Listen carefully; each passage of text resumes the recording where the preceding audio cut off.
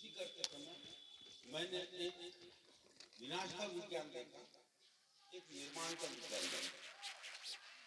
विनाश के विज्ञान में मैंने केमिकल फर्टिलाइजर जहर, लेकिन मैं तुरंत जाग गया कि नहीं, ये तो मेरा विनाश का विज्ञान है। चंद मुट्ठी भर कंपनियां वो हमारे पास किसानों के साथ एक व्यापार कर रही है, किसान जिए या मरे उसको कोई लेना देना नहीं, किसान जिए या मरे कोई लेना देना नहीं। ऐसी व्यापार व्यवस्था में मैं गुलाम बन के रहना मुझे पसंद नहीं था, मैंने उसको त्याग दिया। 1994 से सन 1994 से मैंने कुदरती खेती आरंभ की। अब कुदरती खेती आरंभ करते समय मेरे 3 गुरु हो गए, जल, जंगल और जमीन। ये मेरे 3 गुरु हो गए। ये 3 गुरुओं ने मुझे जो ज्ञान दिया वो मेरी समझ में वो दुनिया का सर्वोच्चम ज्ञान था। किसी भी एग्रीकल्चर यूनिवर्सिटी में ये ज्ञान नहीं है, ये ज्ञान मुझे वहां से मिला। अब इसमें वो मेरा वाइस चांसलर हो गया, जंगल मेरा वाइस चांसलर हो गया, उसमें के जीव जंतु पशु पक्षी पेड़ पौधे ये मेरे प्रोफेसर हो गए। तो देखिए, एजुकेशन नेचर में है, कूट कूट के भरा हुआ है नेचर में। सिर्फ वो स्किल आना चाहिए अपने को, वो ज्ञान को ग्रहण करने की। तो जल जंगल जमीन से जब ज्ञान मिलने लगा तो धीरे धीरे मुझे एक सृष्टि की कल्पना याद आई। नेक्स्ट, तो इवोल्यूशन ऑफ नेचर, ये समझ में आया कि कुदरत ने, यानी हम जिसको भगवान कहते हैं, हम नानक जी की कल्पना करते हैं कि नानक जी को भी हम भगवान ही मानते हैं। तो नानक जी के मन में आया कि एक ग्रह ऐसा बनाया जाए। देखिए, इस बात को गहराई से समझिए थोड़ी सी, मैं इसको इसीलिए खास चित्रित कर रहा हूं। नानक जी के मन में आया कि एक ग्रह, यानी वो शक्ति ब्रह्मांड में पावर जो है, हम नानक जी के स्वरूप में भी देखते हैं, इसलिए मैं नानक जी का उल्लेख करता हूं यहाँ पे, कि एक ग्रह ऐसा बनाया जाए जिसमें जीवन हो। उसको हमने नाम दिया पृथ्वी का। अब जीवन भरने के लिए सबसे पहले एग्रीकल्चर यानी सूर्य, सूर्य यानी एग्रीकल्चर, इससे निश्चित अंतर पर एक ग्रह उन्होंने प्रस्तावित किया कि सूर्य के बिना जीवन ही नहीं आएगा। तो यानी आप समझ लीजिए, सूर्य यानी एग्रीकल्चर, उससे निश्चित अंतर पर पृथ्वी नाम का ग्रह तैयार किया। अब ये एक वायु का गोला था पूरा, इसमें पानी नहीं था, मिट्टी नहीं थी, पर्यावरण नहीं था, आदमी नहीं था, कोई नहीं थे। अब ये तो हमारे उस सर्वोच्च सुपर पावर ने, जिसको हम नानक जी के नाम से भी जानते हैं, उनके भी रूप में उनका पदार्पण हुआ इस पृथ्वी के ऊपर, उन्होंने इसकी निर्मित की। तो ये वायु के गोले को 450 करोड़ साल पहले, देखिए 450 करोड़ साल पहले पृथ्वी का अवतरण हुआ इस ब्रह्मांड में। फिर धीरे धीरे कुछ ऐसी प्रक्रियाएं हुई कि जिसमें मिट्टी पानी इसकी निर्मित हुई। इसका ड्यूरेशन था 450 करोड़ साल। नेक्स्ट, फिर ये थोड़ा सा मिस्टेक है यहाँ पे, ये पृथ्वी यहाँ आना चाहिए था और ये एरो है यहाँ आना चाहिए था 60 करोड़। तो 60 करोड़ साल पहले 450 में से 60 को माइनस किया तो कितने करोड़ साल रह जाते हैं? 450 ईयर में से 60 ईयर माइनस किए, 390 करोड़, 390 ईयर, करोड़ ईयर गुरु नानक जी को ये पृथ्वी बनाने में, यहाँ पे मिट्टी और पानी बनाने में लग गए। हम यार अपनी मिट्टी को बिगाड़ के रखे हैं, तो 1-2 साल 3 साल तो दे सकते हैं हम लोग, 2-3 साल में अपनी मिट्टी को बना सकते हैं। हमको ये बात समझनी होगी। फिर मिट्टी और पानी बन गया, सूर्य की ताकत इसके ऊपर आने लगी, पानी के ऊपर, उसका बाष्पीभवन हुआ, लेकिन उसको बहा के ले जाने वाला सिस्टम नहीं है। बहा के ले जाने वाला सिस्टम नहीं तो वो पानी, ये पानी यहां तक आ नहीं रहा, सूर्य की ताकत इस पे आ गई, उसका बाष्पीभवन गया, लेकिन पानी वहां आ रहा नहीं।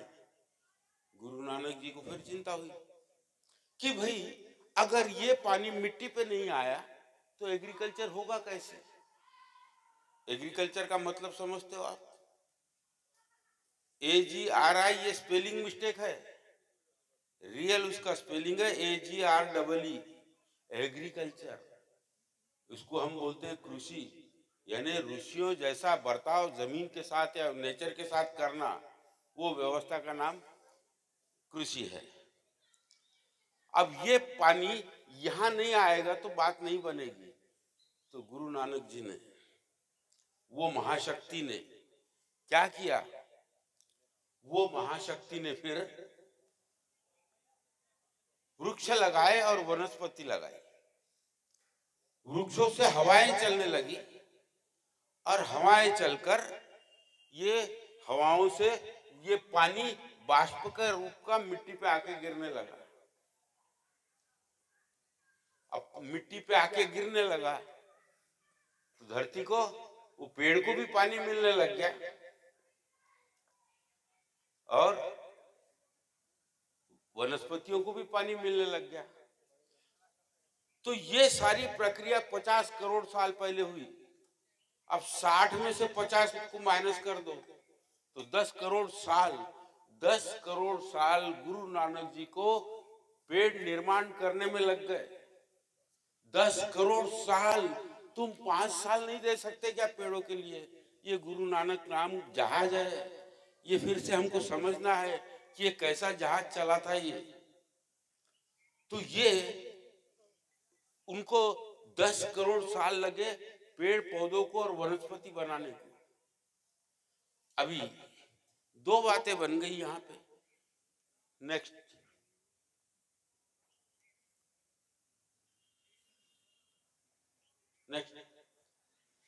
दो बातें बन गई यहां पे। हवा बन गई, पानी बन गया। इंसान को जीने के लिए क्या लगता है? हवा तो लगती है ना, पानी तो लगता है ना। तो हवा भी बन गई, पानी भी बन गया।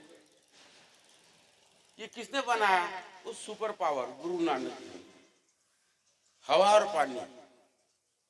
अब हवा और पानी, इन्होंने हवा तैयार की, लेकिन इंसान को 3 चीजें लगती है हवा पानी के साथ। और क्या लगता है जीने के लिए? भोजन। और भोजन लगता है। तो ये पेड़ों के लिए भोजन नहीं था, ये वनस्पति के लिए भोजन नहीं था। तो फिर 40 करोड़ साल पहले एक नई संरचना, गुरु नानक जी ने एक नई संरचना की। क्या की उन्होंने? उन्होंने पशु बनाए। अब यहाँ पे अपने को एग्रीकल्चर, यहाँ पे कृषि समझने वाली बात है कि कृषि यानी क्या, एग्रीकल्चर यानी क्या।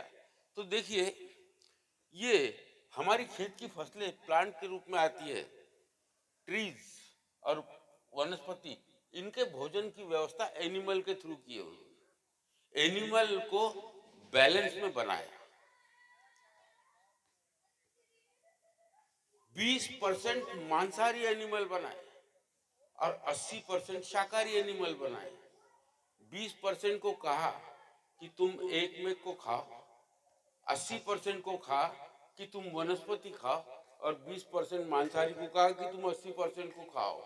कितने शानदार व्यवस्था गुरु नानक जी ने तैयार की थी। हम भूल गए उनके इन रहस्यों को, हम नहीं मानते। फिर गुरु नानक जी को हम मानेंगे कब? जब उनकी संरचना को हम नहीं मानने को तैयार। तो इन्होंने एक में को खाया मांसाहारी ने। क्या बैलेंस है इनका? 20-80 का। 20% में मांसाहारी है, 80% में शाकाहारी है। शाकाहारी अपने वनस्पतियों को खा रहे हैं। अब उनका पेट भर गया मांसाहारी का भी पेट भर गया, शाकाहारी का भी पेट भर गया। उन्होंने जमीन के ऊपर ड्रॉपिंग डालना चालू किया। जमीन पे ड्रॉपिंग यानी क्या है? जमीन पे ड्रॉपिंग यानी फर्टिलाइजर, जो सारे जमीन को जिंदा रखेगा, ऐसा फर्टिलाइजर। वो फर्टिलाइजर ने इसको भी जिंदा रखा, इसको भी जिंदा रखा, और फिर परस्पर पूरकता एक उसका नया सिद्धांत बन गया।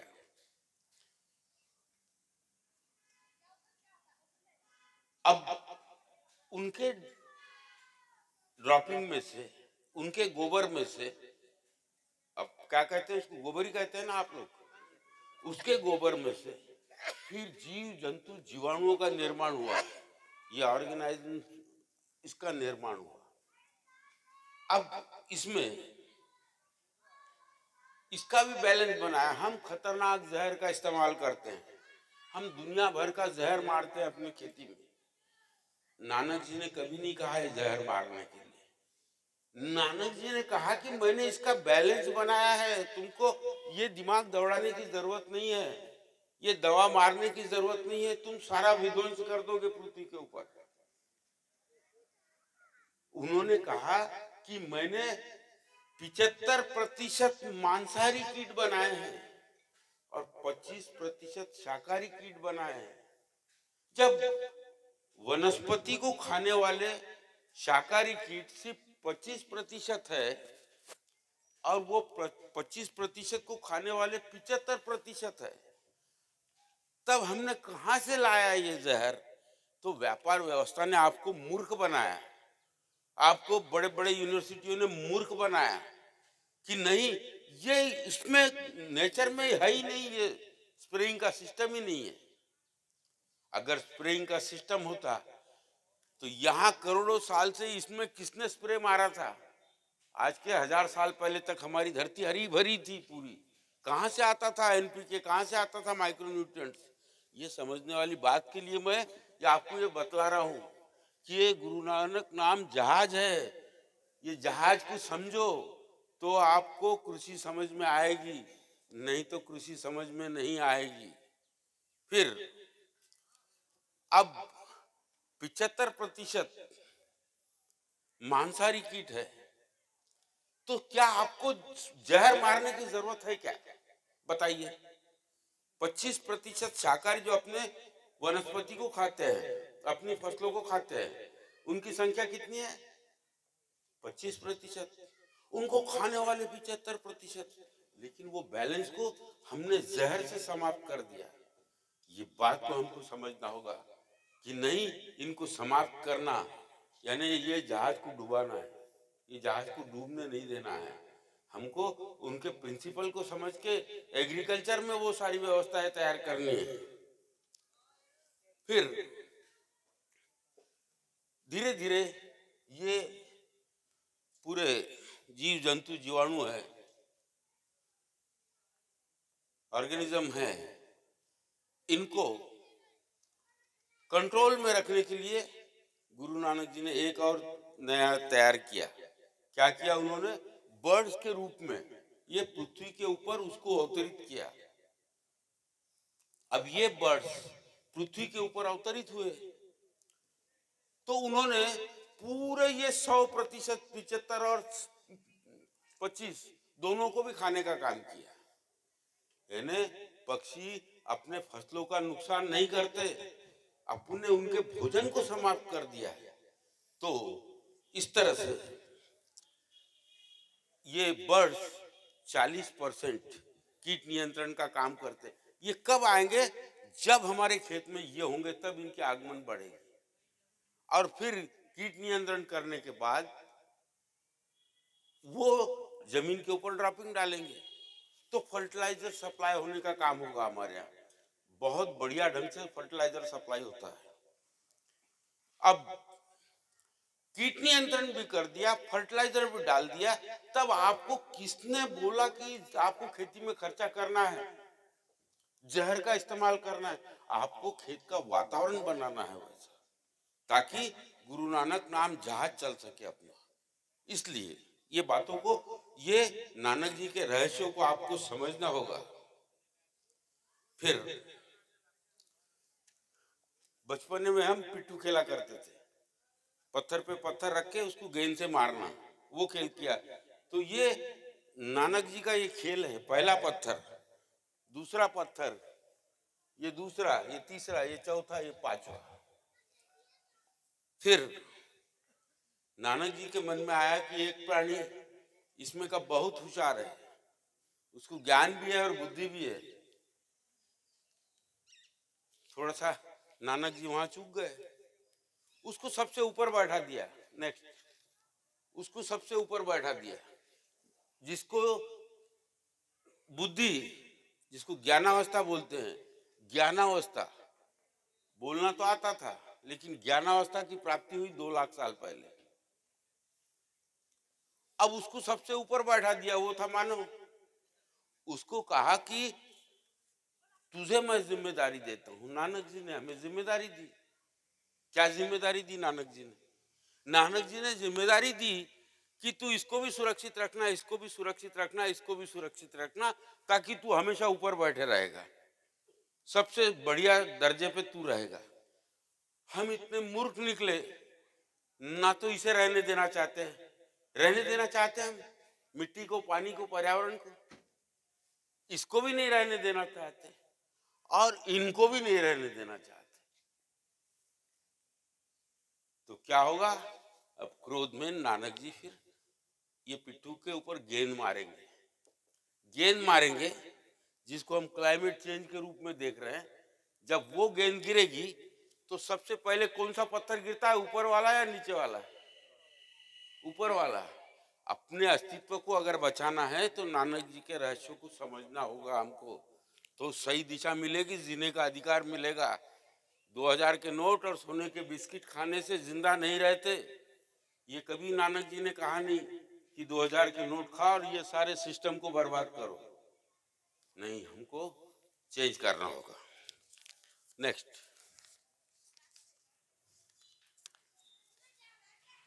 इसमें से हमने पाया क्या? ये नानक नाम जहाज में हमने पाया क्या? हमने पाया कि हमारी जो प्रमुख आवश्यकताएं, भोजन, पानी और हवा, ये 3 सबसे बड़ी संपत्ति है नानक जी की। इसको हमको बचाने के लिए वो पूरे जहाज को समझना होगा। उसको अंग्रेजी में कहते हैं एग्रीकल्चर, हिंदी में कहते हैं कृषि।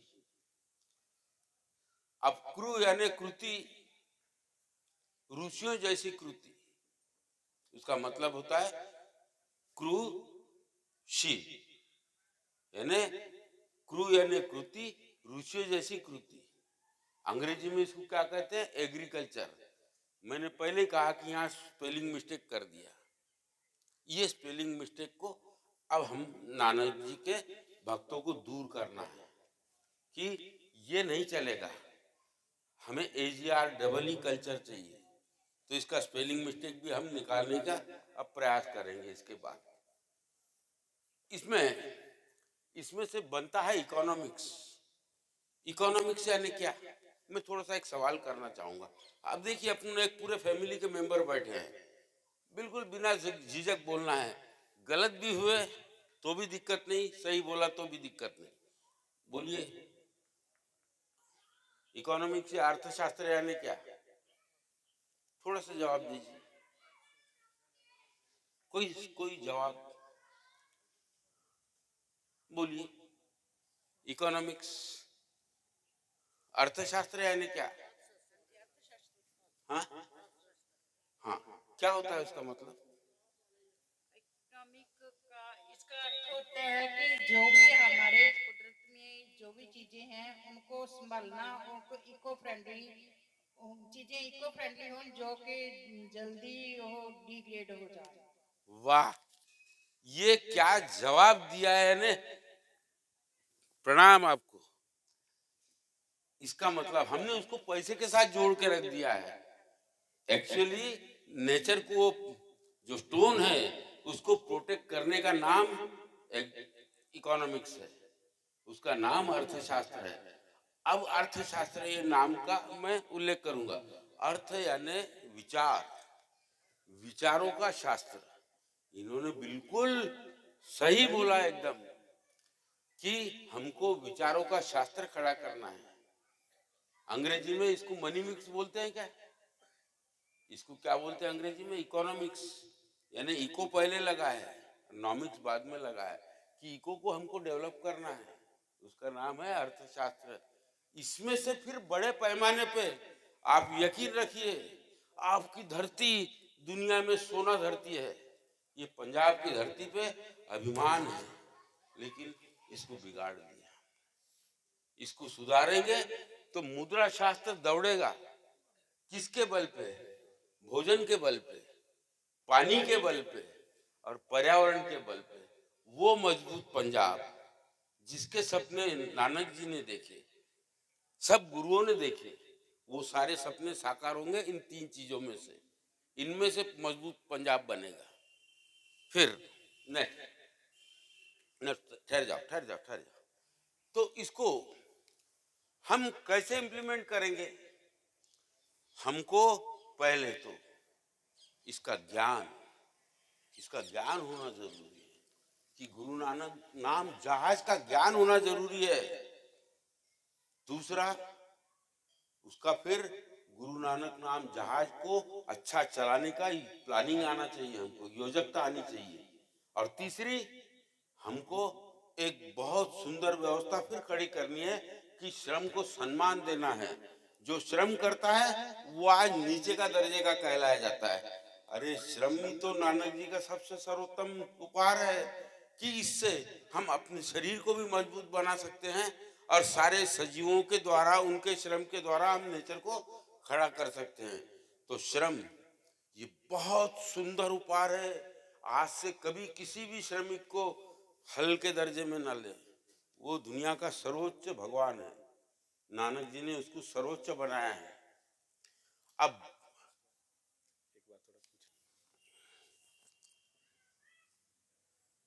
ठीक, नेक्स्ट। ये समस्या है इतनी बड़ी हमारे सामने, सब समस्याएं हैं। ये समस्याओं के इसमें अभी नहीं जाएंगे क्योंकि हम सब जान रहे हैं समस्याएं क्या है। लेकिन एक मैं बात बताना चाहूंगा।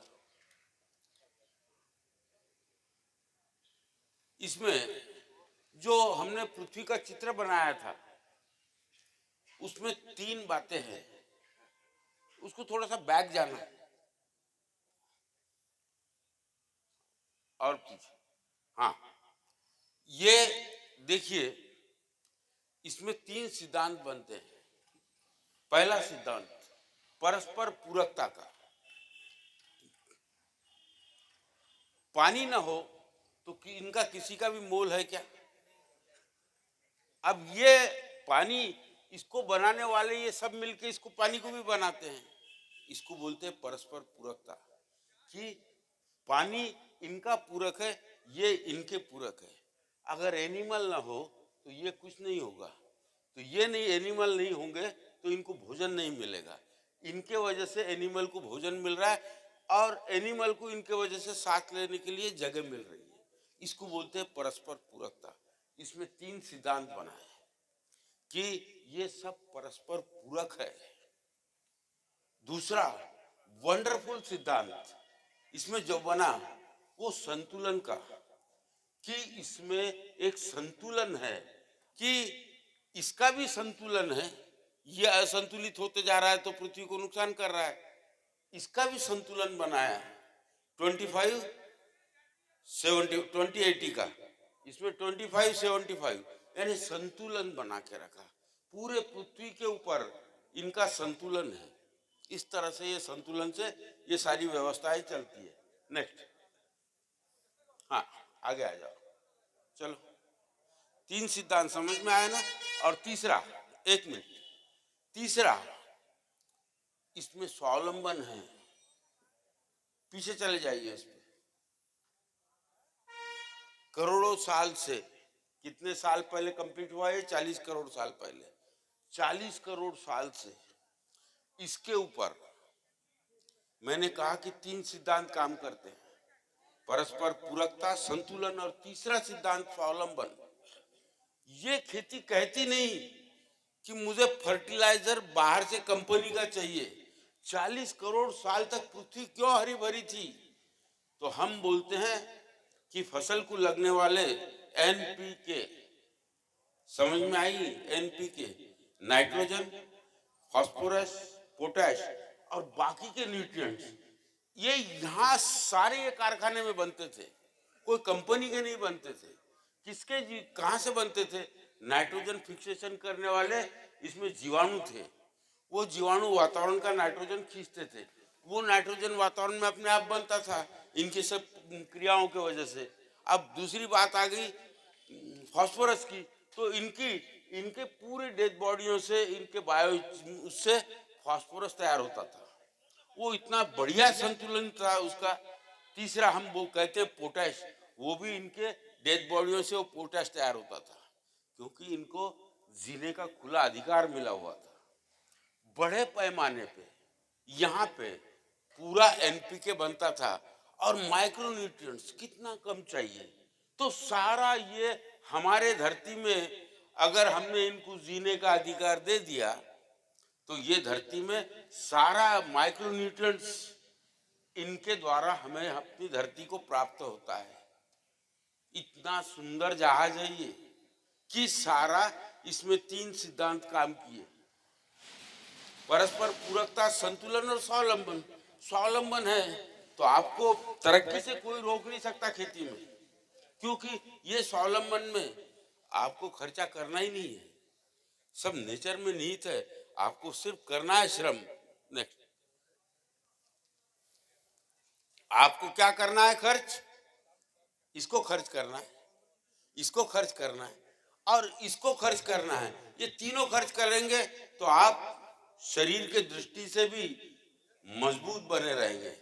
नहीं तो कैंसर जैसे गांव गांव में हमले होंगे, दुनिया भर के हम हेल्थ के प्रॉब्लम देखेंगे, वो सब दूर होंगे ये खर्च करेंगे तो। Next next next. हाँ,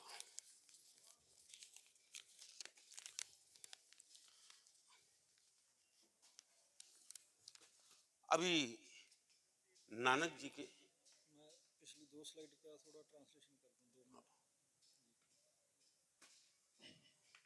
पहली स्लाइड करता पहली स्लाइड ਤਾਂ ਸ਼ਰਮਾ ਜੀ ਨੇ ਜਿੰਨੀ ਆਪਣੇ ਨਾਲ ਗੱਲਬਾਤ ਸਾਂਝੀ ਕੀਤੀ ਆ ਉਹਦਾ ਨਿਚੋੜ ਇਹ ਨਿਕਲ ਗਿਆ ਵੀ ਉਹ ਸਾਰੇ ਦੀ ਸਾਰੀ ਖੇਤੀ ਖਾਸ ਕਰਕੇ ਜਿੰਨਾ ਵੀ ਭੋਜਨ ਵਸਤਾ ਹੈਗਾ ਉਹ ਖੇਤੀ ਦੇ ਵਿੱਚੋਂ ਪੈਦਾ ਹੋਣਾ ਔਰ ਬੰਦੇ ਦੀ ਜਿਹੜੀ ਲੋੜ ਹੈਗੀ ਆ